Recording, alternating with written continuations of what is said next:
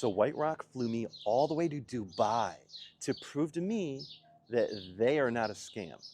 But I have a few and final concerns about this trip, which were it was very last minute, and I have set aside my whole life for at least a week, which comes with a lot of personal and financial strain. So I tried asking for clarity on the extent of their financial accommodations for me going on this last minute trip. I said I wanted to touch on the financial side of the trip. Since I will be stepping away from my business for nearly a week, there's real opportunity cost on my end. I know this trip is meant to be mutually beneficial, but to be transparent, it's more of a favor to your team than a direct gain for me. With that in mind, it would really help me to understand what's covered, such as meals, entertainment, etc., and whether there's room to discuss compensation for or coverage to offset the time and income I'm losing or setting aside for this trip. Of course, I completely understand if there are limits here, and I truly don't mean to sound greedy or transactional. I'm just trying to be practical and ensure that I can show up fully invested in the experience without personal or financial strain. I appreciate your understanding, and I look forward to hearing more. Which they responded with, "Hi, so we are already covering your business class tickets, hotel stay, and party, which would already be very generous from our side and costing us about $10,000.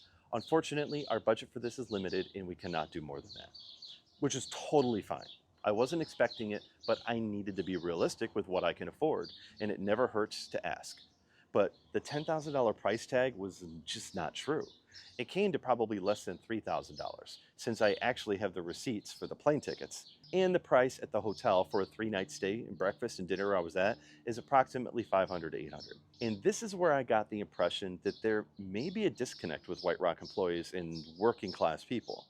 I was invited onto a 14-hour away international trip to Dubai with about a week or so's notice, and I needed to find ways to minimize costs on my end.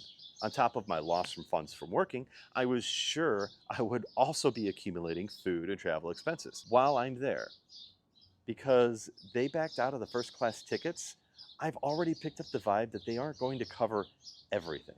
But that expectation that someone can just drop their life on a week's notice and travel abroad without consequences to my personal life or finances, that just kind of highlights to me that disconnect from the people at WhiteRock and what you would consider the working class.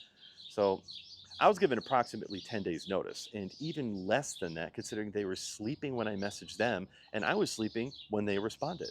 So the time difference limited us to a message or two for planning a day. Yes, an amazing opportunity. One that I really truly appreciate, but the average person can't just leave their life at the drop of a hat. When they stop living their lives and when I stop living my life, I lose money, and so does most people. So the step down tactic from first class to economy on the flight and the constant waiting for Antonia, their HR person, to get approval of funds to buy the ticket and the hotel made me wonder how tightly they are budgeting to make this event happen. It made me wonder if WhiteRock's struggling financially harder than they want people to know. I also noticed that, as I mentioned before in the previous video, that they never seem to message me before 10 a.m. or noon their time. So it made me wonder if the team was a group of people who just don't rise to the occasion early in the morning. And when you have an operation of people who all collectively seem to be sleeping in every day, it was making me wonder if there is a focus on the nightlife rather than the work life. Is there anybody else here but us right now?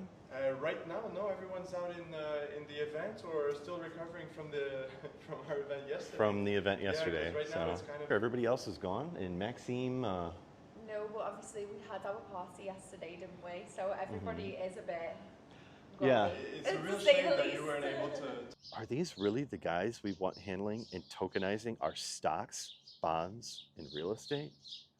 I just don't know yet. If you guys need to support me, there's two things you can do.